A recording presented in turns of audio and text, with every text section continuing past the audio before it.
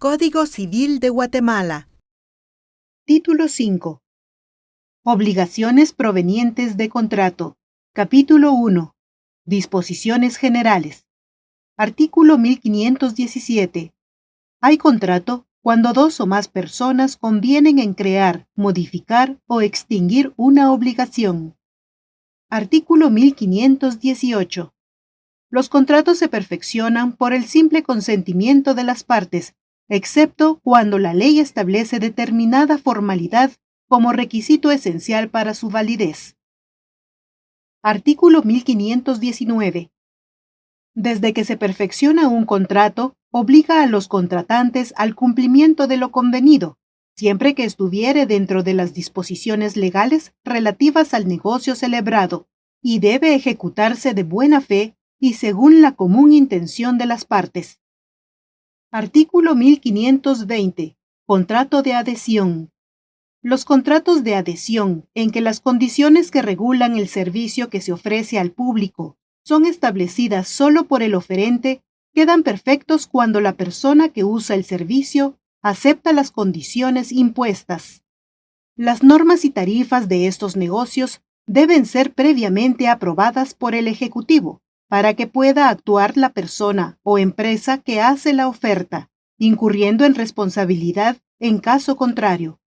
Cuando la variación de las circunstancias en que fue autorizado un servicio de carácter público haga demasiado onerosas las normas y tarifas aceptadas, puede el Procurador General de la Nación o el representante de la municipalidad respectiva pedir la revisión de las condiciones impuestas. Artículo 1521. Proposición de contrato.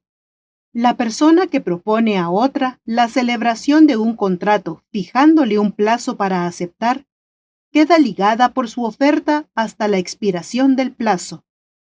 Si no se ha fijado plazo, el autor de la oferta queda desligado si la aceptación no se hace inmediatamente. Artículo 1522. La oferta contendrá las condiciones del contrato y se hará en términos precisos y concretos. La respuesta se dará lisa y llanamente. Artículo 1523. Cuando la oferta se haga a persona ausente, el contrato se forma en el momento en que el proponente recibe la contestación de aquella dentro del plazo de la oferta. Si la oferta se hiciere sin fijación de plazo, el autor de ella quedará ligado durante el tiempo suficiente para que la contestación llegue a su conocimiento. Artículo 1524. El contrato por teléfono se considera celebrado entre presentes y tanto en este caso como en el del artículo anterior, el contrato se reputa celebrado en el lugar en que se hizo la oferta.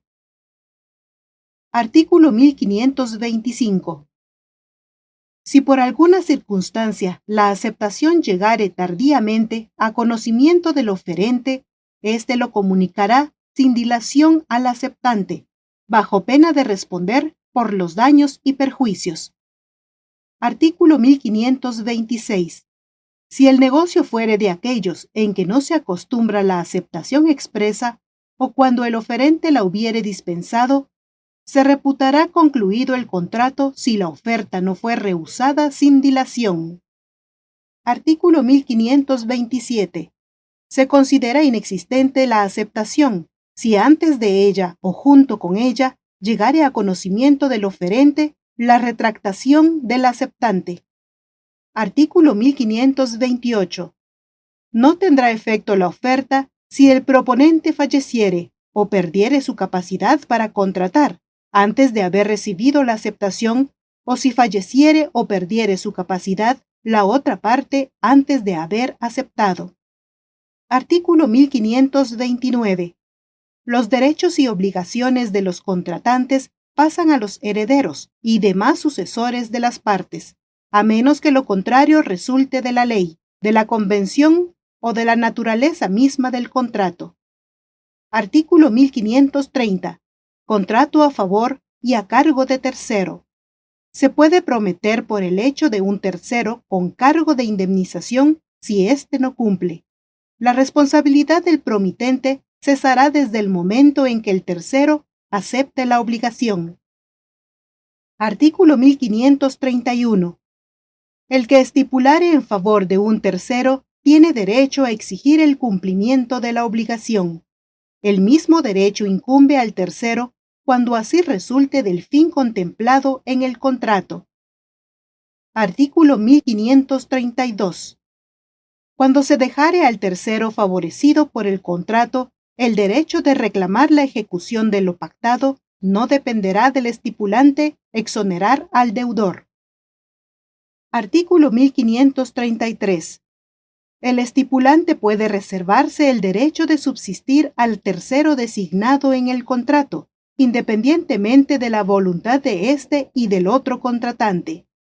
Artículo 1534. Efecto del contrato. Los que celebren un contrato están obligados a concluirlo y a resarcir los daños y perjuicios resultantes de la inejecución o contravención por culpa o dolo. Artículo 1535. En todo contrato bilateral hay condición resolutoria y ésta se realiza cuando alguna de las partes falta al cumplimiento de la obligación en lo que le concierne. El interesado puede pedir la resolución del contrato o reclamar su ejecución, y en ambos casos el pago de daños y perjuicios si los hubiere. Artículo 1536. También se podrá pedir la resolución del contrato, aún después de haber optado por reclamar el cumplimiento, si éste resultare imposible con posterioridad a la demanda. Artículo 1537. El que ha dado motivo para la falta de cumplimiento o invalidez de un contrato no podrá invocar en su favor esa causa para pedir su resolución. Artículo 1538. Objeto del contrato. No solo las cosas que existen pueden ser objeto de los contratos, sino las que se espera que existan, pero es necesario que las unas y las otras estén determinadas a lo menos en cuanto a su género. La cantidad puede ser incierta con tal que el contrato fije reglas o contenga datos que sirvan para determinarla. Los hechos han de ser posibles, determinados y en su cumplimiento han de tener interés los contratantes. Artículo 1539. Se prohíbe todo contrato sobre el derecho de suceder en los bienes de una persona que no ha fallecido o cuyo fallecimiento se ignora. Artículo 1540. Si después de celebrado un contrato bilateral sobreviniere a una de las partes disminución de su patrimonio, capaz de comprometer o hacer dudosa la prestación que le incumbe, puede la parte que debe efectuar su prestación en primer lugar rehusar su ejecución hasta que la otra satisfaga la que le concierne o dé garantías suficientes. Artículo 1541. Mientras las partes no estén conformes sobre todos los extremos del contrato, no se considerará concluido. La conformidad sobre puntos aislados no producirán obligación, aunque se haya consignado por escrito. Artículo 1542. Contratos usurarios. La persona que aprovechándose de la posición que ocupe o de la necesidad, inexperiencia o ignorancia de otra, la induzca a conceder ventajas usurarias o a contraer obligaciones notoriamente perjudiciales a sus intereses, está obligada a devolver lo que hubiere recibido, con los daños y perjuicios, una vez declarada judicialmente la nulidad del convenio. Capítulo 2. Saneamiento. Párrafo 1. Disposiciones generales. Artículo 1543. El enajenante está sujeto al saneamiento por evicción o por vicios ocultos, en todo contrato oneroso en que se transfiere la propiedad, la posesión, el uso, goce o disfrute de una cosa. Artículo 1544. Los contratantes pueden ampliar o restringir por pacto expreso los efectos del saneamiento y aún convenir en que éste no se preste, pero la renuncia al saneamiento no será válida si hubiere mediado mala fe por parte del enajenante. Artículo 1545. Cuando ha sido renunciado el saneamiento, llegado que sea el momento de prestarlo, debe el enajenante devolver únicamente el precio que recibió, si el contrato fuere traslativo de dominio, salvo que en caso de saneamiento ocurrido hubiere sido renunciado de manera expresa, para cuyo efecto, al celebrarse el contrato, está obligado el que enajena a declarar los gravámenes y limitaciones que afectan a la cosa, así como los vicios ocultos que conozca. Artículo 1546. El adquiriente puede pedir la rescisión del contrato en lugar del saneamiento, si solo hubiere perdido una parte de la cosa, siempre que esta parte fuere de tal importancia con respecto al todo, que sin ella no la habría adquirido. Artículo 1547. Si por razón del saneamiento estuviere obligado el enajenante a pagar una cantidad que exceda de la mitad del precio que recibió, podrá rescindir el contrato, satisfaciendo el valor que tenga la cosa al tiempo de la rescisión, más los gastos y perjuicios ocasionados. Párrafo 2. Saneamiento por evicción. Artículo 1548. Tendrá lugar la evicción cuando se prive al adquiriente, por sentencia firme, en virtud de un derecho anterior a la enajenación, de todo o parte de la cosa adquirida. Artículo 1549. Si el derecho del demandante no era perfecto antes de la enajenación y se perfeccionó por culpa o descuido del adquiriente, no habrá lugar al saneamiento por evicción. Artículo 1550.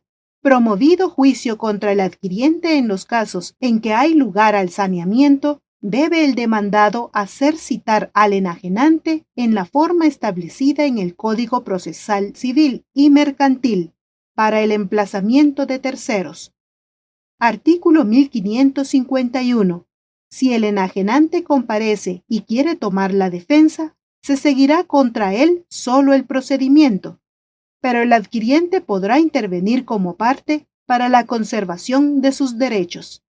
Artículo 1552. Si el enajenante se allana al saneamiento, podrá siempre el adquiriente continuar por sí mismo el procedimiento, y si es vencido, no tendrá derecho para exigir de aquél el reembolso de los gastos del juicio, ni el de los frutos percibidos durante el mismo, y satisfechos al dueño. Artículo 1553. El precio que el enajenante está obligado a sanear es el que tenga la cosa al tiempo de perderla el adquiriente, pero si fuere menor del que tenía al adquirirla y el enajenante hubiere procedido de mala fe, podrá exigirse el precio que tenía la cosa al tiempo de la enajenación. Artículo 1554. Realizada la evicción, tendrá derecho el adquiriente a exigir del enajenante, además de la restitución del precio, lo siguiente. 1. Los frutos que haya sido obligado a restituir.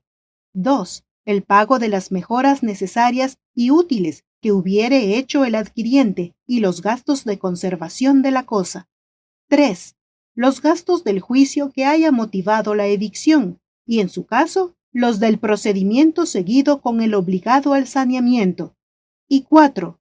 Los gastos e impuestos del contrato que haya satisfecho.